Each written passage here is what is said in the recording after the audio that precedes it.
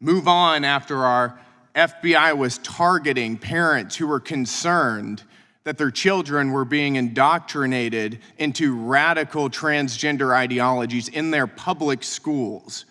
Move on after the left weaponized the federal government to create a mass censorship industrial complex violating our First Amendment rights. We're supposed to move on after they targeted Catholic Americans, traditional Americans, and labeled them violent extremists. It suggested that the FBI monitor traditional Catholics and even set the stage for FBI informants entering places of worship. At the same time, remember, this was happening while Joe Biden was, of course, facilitating the mass immigration of illegal criminals into our country. Not keeping us safe in that instance, that's for sure. Today's House Judiciary Committee hearing was anything but business as usual. Representative Brandon Gill came out swinging, shining a harsh spotlight on the FBI and what he calls the growing abuse of power under the Biden administration. Now, I've seen my fair share of tense hearings, but this one, it was different. Rep. Gill wasn't just looking for answers. He demanded them. He kicked things off by calling out the disturbing trend federal agencies, especially the FBI, allegedly targeting religious Americans. And not just anyone, Catholics who attend the traditional Latin Mass. Gill brought up a bombshell. The FBI reportedly relied on the Southern Poverty Law Center, a group that stirred plenty of controversy by labeling mainstream conservative organizations as hate groups, as a source to justify their surveillance. He looked straight at the witness and asked, "Do you find it concerning that the FBI used the SPLC's hate map for targeting traditional Catholics?" The witness didn't mince words. He called it deeply troubling and said the SPLC's questionable reputation should make anyone nervous about their involvement in law enforcement decisions. But Rep. Gill wasn't done. He pushed the witness further. Had the FBI ever targeted religious groups for their faith before President Biden took office? Systematic abuses of the Biden administration for the past 4 years. Our colleagues on the other side want to encourage us to move on. Move on from a federal government that was weaponized against the American people that they are supposed to represent and protect.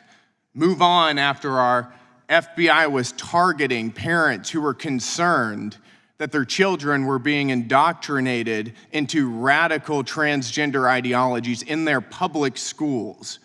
Move on after the left weaponized the federal government to create a mass censorship industrial complex violating our First Amendment rights. We're supposed to move on after they targeted Catholic Americans, traditional Americans, and labeled them violent extremists.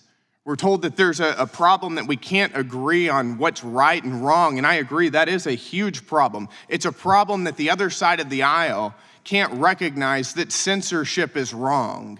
It's a problem that the other side of the aisle can't recognize that it's wrong for the FBI to target parents concerned about what they're learning in their schools.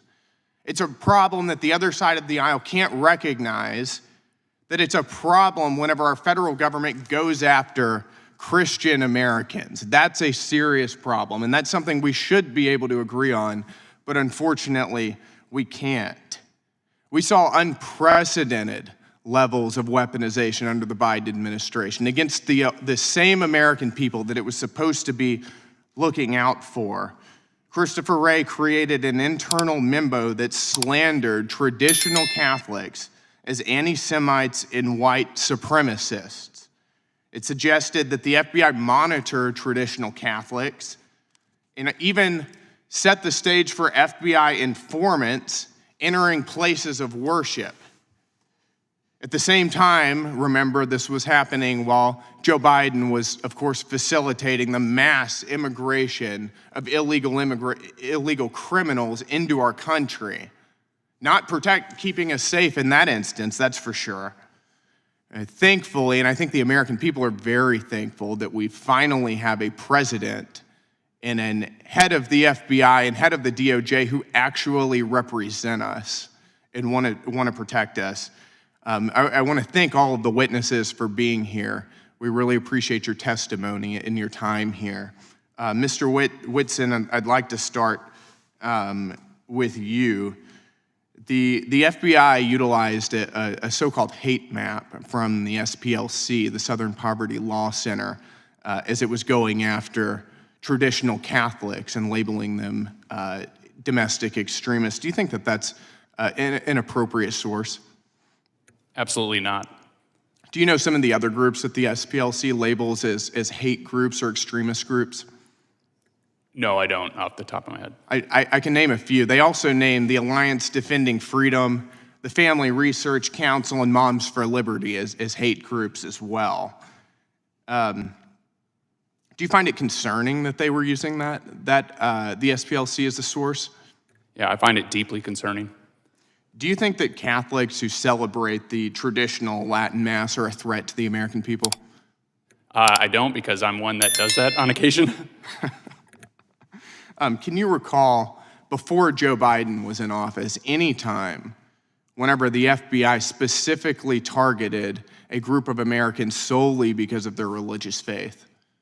No. Do you think there's any evidence to suggest that harassing Catholic Americans keeps Americans safe? Not at all. Got it. Do you think that we've seen a move away from this sort of flagrant weaponization since President Trump has entered office? Absolutely. And what do you think that this committee can do to help ensure that we don't see a return of that sort of weaponization? Well, I think number one, it's accountability, right? That's not going to surprise you. I'm from the Foundation for Government Accountability. And so it's not enough to identify a problem and then just move on. You've got to hold people accountable. And it's going back to the earlier point. If you want to re-earn the trust of Americans in the FBI, they have to see people held accountable. But then at the same time, you need to refocus and look at what are the problems we have right now, and that's the wide open border, that's the violent crime, and so you need to press the FBI to make sure they're pushing resources where they should. Thank you, Mr. Chairman. The answer was a flat-out no. This kind of targeting, the witness said, was unheard of before now. And that was a gut punch. Gill drove the point home. Targeting a religious group is a violation of everything the FBI should stand for. He asked point blank, has targeting Catholics made America any safer? The answer? Absolutely not. There's zero evidence that harassing people for their religious beliefs does anything but erode trust in government. Now, here's where things got even more real. Representative Gill called out the total lack of accountability. No one at the FBI has faced consequences for these alleged abuses. And Gill asked the million-dollar question, how can the FBI expect to regain the trust of the American people if no one is held responsible? The witness agreed. Accountability isn't optional. It's the only way forward if the FBI wants to restore any credibility. Gill wrapped up by asking what it'll take to stop this from happening again. The answer? More transparency, a refocus on real threats like illegal immigration and violent crime, and an overhaul of the agency's priorities. He closed with a warning. Let these abuses continue, and the trust Americans have in their own government will keep crumbling. The FBI can't afford to become a political weapon. Gill's final words were clear. It's time to put the American people first. So, what do you think? Should the FBI be held accountable for its actions? Should any agency be allowed to target citizens for their faith? Drop your thoughts in the comments below. Thanks for watching The Left Wing Critic, where politics meets passion and we hold power to account. If you're tired of corporate spin and left-wing noise, hit the subscribe button, like the video, and join the movement. The left doesn't stay silent, and neither do we.